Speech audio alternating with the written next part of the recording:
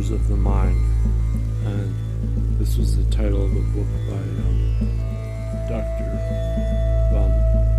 Vandana Shiva, or Vandana Shiva.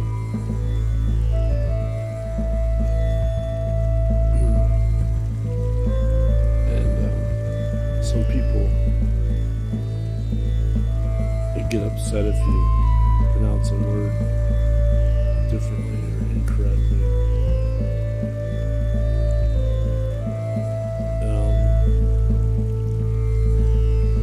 Which I always find a bit amusing, since the English language is the most spoken language on earth, from British colonialism. And so of course, like they have there's a YouTube videos on the different accents in the UK for English, like Scouse is what the Beatles spoke from Liverpool, and I've been watching this Endeavour series, and some people have to watch it with subtitles because they have very strong accents. And what I discovered is that we've never used subtitles, and then now I can actually understand the accent better when we start to adjust to it. And then similarly,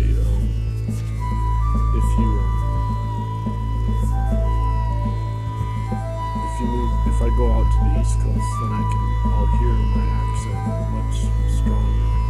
Whereas since everybody else is speaking the same accent, more or less, then I don't notice it. We can find this with the sense of smell, most noticeably. That's our oldest perception. So in Taoism, they say the smell is from the Po soul, which is the Yuan Qi, or the lungs. And so it's directly controlled by the what normally is the subconscious mind. And so every time we get a new smell, we go into the theta brain state, and our sense of smell is very close to our memories. And the REM theta brain state is the same as dreaming, and so dreaming is the way our brain stores long-term memories, and then integrates them integrates the new experiences with all of our long-term memories. So it's called offline processing, and we have to have dreaming in order to have our large prefrontal cortex for left brain dominance, for intentional planning, which through thinking with our right hand tool dominance. And so thinking developed from our right hand tool dominance. But then so then when we focus on language as speaking and thinking, then we're really also focused on right hand tool dominance. And part of this thinking is the logic is what Dr. Vandana Shiva calls the monocultures of the mind.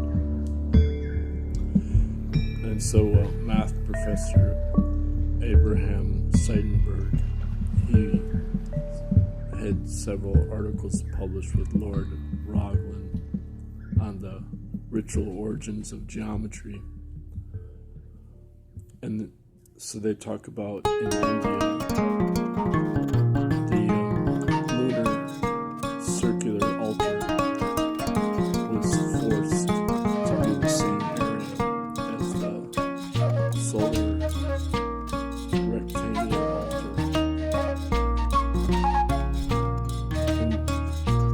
And this is the start of the patriarchy.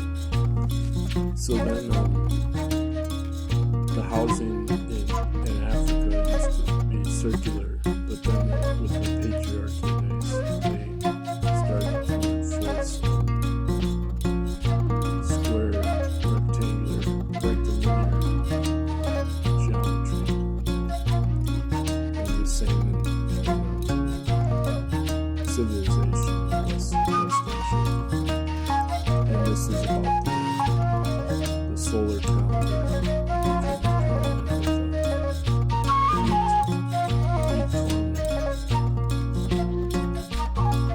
And then around 1200 BCE, iron became more valuable than silver because it could make weapons. And silver was the lunar temple goddess donation or money sacrifice the circle. So then we see our focus on the external technology using left brain logic as ritual geometry. And so they used divide and average mathematics and the 10-base number system is from India, and the rod-based system, and that's spread into China. And so the problem is you can't subtract the lunar calendar from the solar calendar using right brain-based language. You need that left brain-based mathematics. You can't do the math easily with pictograms or ideograms or even Roman numerals. It's the 10-base number system. Once the Arabic numerals were used from India, then the math became but originally number system was also the basis because economists points out as the basis for interest charging financial growth as compound exponential growth.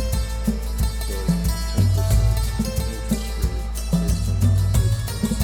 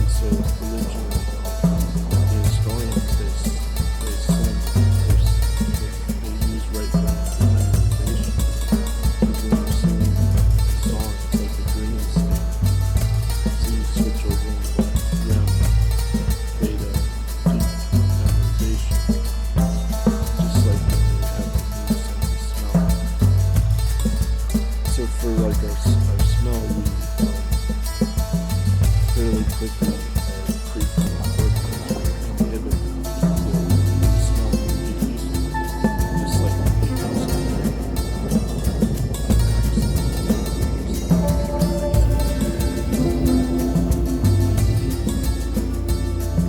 But then if somebody new comes along, people will get upset if they mispronounce words or talk funny or whatever.